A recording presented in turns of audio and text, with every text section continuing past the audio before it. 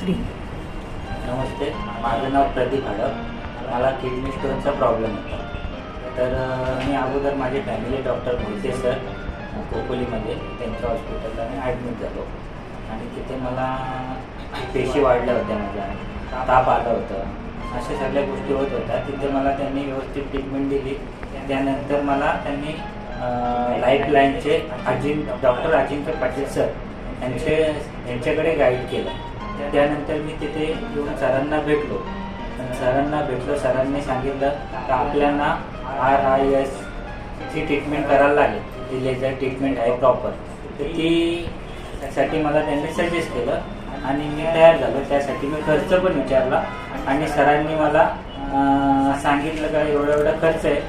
सरांना सांगितले माझी जर ऐपत कमी खर्चामध्ये होईल का, तर सरांनी सांगितलं तुझी जशी ऐपत असेल त्या ह्याच्यामध्ये करून देऊ आणि माझा पण खर्च त्याच्यामध्ये निघाला पाहिजे अशा ह्याच्यामध्ये मला करून दिलं.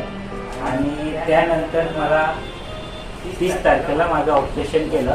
ऑपरेशन करत असताना माझ्या किडनीच्या वरती पस होते, तर ते इन्फेक्शन काढण्यासाठी स्ट्रेन टाकून ठेवली.